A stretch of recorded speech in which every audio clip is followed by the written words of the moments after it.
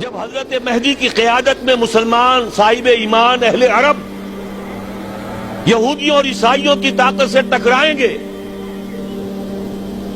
تو ان کی مدد کے لیے دو جانب سے اللہ تعالی کچھ بھیجیں گے مدد. ایک تو آخری مرحلے میں مدد آئے گی حضرت مسیح عیسیٰ ابن مریم کا نزول، جو یہودیوں کی طرف رسول بنا کر بھیجے گئے تھے. انہیں یہودیوں نے اپنے خیال میں سولی پر چڑھا دیا، لیکن اللہ نے فرمایا وما صلبوہ وما قتلوہ ولکن شبہ لہم بل رفعہ اللہ الیہ. اللہ تو اپنی طرف اٹھا کر لے گیا. اور احادیث صحیحہ جو کہ ہمارے ہاں متواترہ کے درجے میں، وہ احادیث جو صحیحین کی ہیں، ان سے ثابت ہے کہ حضرت عیسیٰ ابن مریم دوبارہ زمین پر آئیں گے. اور یہودیوں کا سب سے بڑا سرغنہ جو خود مسیح ہونے ہی کا دعویٰ کر رہا ہوگا، مسیح الدجال، اسے حضرت مسیح قتل کرے گے. لیکن ایک دوسری حدیث سے معلوم ہوتا ہے کہ مشرق سے فوجیں آئیں گی حضرت مہدی کی مدد کے لیے. یخرجون ناس من المشرق یؤدون للمہدی یعنی سلطانہ. مشرق کی طرف سے فوجیں آئیں گی کہ جو مہدی کی حکومت کو مستحکم کرے گی. خراسان کا لفظ آتا ہے ایک دوسری حدیث میں. خراسان سے سیاہ عالم چلیں گے، انہیں کوئی نہیں روک سکے گا یہاں تک کہ وہ یروشلم میں جا کر نصب ہو جائیں گے. اور حضور کے زمانے میں اچھی طرح سمجھ لیجئے، ہند کسے کہتے تھے حضور کے زمانے میں؟ پاکستان ہند میں شامل نہیں تھا. سندھ و ہند، سندھ ایک مکمل ملک تھا، ہند اس کے بعد شروع ہوتا تھا. یہ راجپوتانے کا اور تھر کا ڈیزرٹ جو ہے، اس سے آگے جو ہندوستان ہے وہ ہند تھا. یہ جو ہمارا پاکستان ہے یہ ہمیشہ ہند میں شامل نہیں رہا. حضور کے زمانے میں بالخصوص سندھ و ہند، دریائے سندھ چلا آ رہا ہے. یہ ساری ٹریبیوٹریز جو پنجاب کے اندر اس کی ہیں، یہ سب ایک علیحدہ ملک ہے جو اس زمانے میں سندھ کہلاتا تھا. اور نمبر 2 یاد کیجئے، اس زمانے میں خراسان ایک علاقہ تھا جس میں موجودہ افغانستان کا 2/3، تھوڑا سا حصہ ایران کا، اور جہاں تک میں تحقیق کر سکا ہوں آج تک پاکستان کا بھی علاقہ، خاص طور پر مالاکنڈ ڈویژن جو اس خراسان میں شامل ہے. خراسان سے سیاہ عالم چلیں گے جو جا کر یروشلم میں نصب ہوں گے. یہاں بھی ایک نقطہ نوٹ کر لیجئے، پہلے بھی یروشلم ہم سے چھینا تھا. کس نے چھینا تھا؟ عیسائیوں نے، کروسیڈرز. واپس کون لیا؟ کس نے لیا؟ عربوں میں دم نہیں تھا، عرب عیاشیوں کی وجہ سے کھوکھلے ہو چکے تھے. واپس لینے والا صلاح الدین ایوبی، کرد خون. اب دوبارہ یروشلم لیا جا چکا. چھینا کن سے گیا؟ عربوں سے.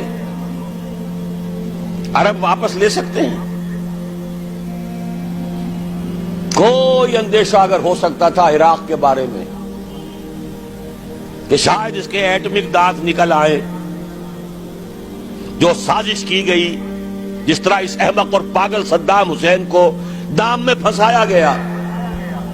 صدام 100 جال، دام کہتے ہیں جال کو، 100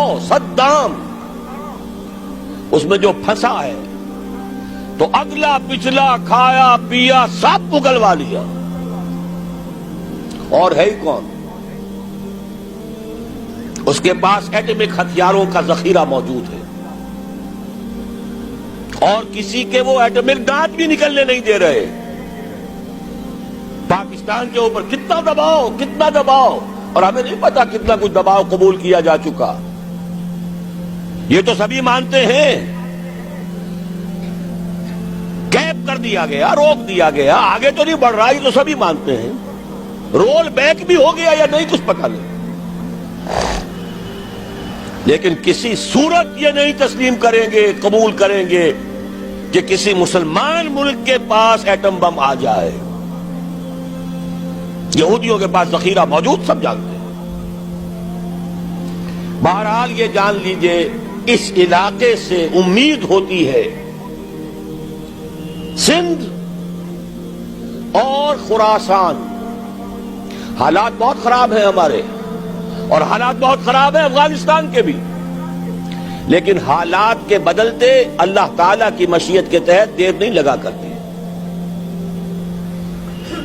سیرت نبوی میں مجھے نظر آتا ہے سن 10 میں 10 نبوی ہجرت سے 3 سال پہلے 2.5 سال پہلے کہیں سے کوئی امید کی کرن نظر نہیں آتی تھی کہ عرب میں اسلامی حکومت قائم ہو جائے گی. 10 برس ہو چکے محمد الرسول اللہ کو دعوت دیتے ہوئے، اور ابھی تک بمشکل 125 آدمی ہے. اپنے بل پر اپنے طاقت پر مکے میں رہ بھی نہیں سکتے. کیسے ہو جائے گا؟ کہاں سے ہو جائے گا؟ میں آج پوچھتا ہوں، کوئی سر بتائے کہیں سے کوئی امید کی کرن اس وقت نظر آتی ہے؟ اس ماحول میں لے جائیے. اگلے 3 سال میں کیا ہو گیا؟ پہلے سال 6، اگلے سال 12، اس سے اگلے سال 72، اور بیعت عقبہ ثانیہ ہجرت، اور وہاں سے اب حضور کی طرف سے انیشیٹ شروع ہو گیا، انیشیٹو. تو ہم نہیں کہہ سکتے اللہ تعالیٰ کی قدرت، اللہ کی مشیت. یہ یقین ہے کہ دنیا کے خاتمے سے پہلے نظام خلافت قائم ہوگا، اور تمام دنیا میں ہوگا. ظاہر ہے کہیں پہلے کسی ایک جگہ سے ہوگا، جیسے حضور کے زمانے میں ہوا. اگر بیک وقت پوری دنیا میں ہو سکتا تو حضور کے دست مبارک سے ہوتا. اگر حضور کے دست مبارک سے بھی ایک ملک میں ہوا، جزیرہ نما عرب میں ہوا، پھر حضور کے امتی ہیں نا، ابو بکر ہے، عمر ہے، عثمان ہے، صحابہ کرام کی فوجیں نکلی ہیں، امتی ہیں. امتیوں کے ہاتھوں اس کی توسیع ہوئی. اب بھی یہی ہوگا، کسی ایک علاقے میں ہوگا. میرا گمان ہے، میں یہ یقین سے نہیں کہہ سکتا. گمان بھی میرا ان احادیث کی روشنی میں ہے جو میں نے آپ کو بتا دی اور موجود ہے اس کتابچے کے اندر. علامہ اقبال نے بھی انہی کے حوالے سے کئی کہا ہے، میرے عرب کو آئی ٹھنڈی ہوا جہاں سے، میرا وطن وہی ہے، میرا وطن وہی ہے. اس علاقے سے کچھ ہونے والا ہے اور ہوگا انشاءاللہ. میری زندگی میں نہ ہو، آپ کی زندگی میں نہ ہو، کوئی پرواہ نہیں. حضرت حمزہ تو شہید ہو گئے غزوہ احد میں. 5 سال کے بعد حضور مکے میں داخل ہوئے ہیں فاتح کی حیثیت سے. حضرت حمزہ کی نگاہوں نے، ان آنکھوں نے تو نہیں دیکھا، عالم ارواح میں اللہ نے کیا مشاہدہ کرایا ہوگا انہیں، وہ تو ہمیں معلوم نہیں. بعض صحابہ شہید کر دیے گئے مکے ہی میں. بہت بڑی کامیابی. اپنی جان لگا دیں، اپنے آپ کو کھپا دیں، اپنے آپ کو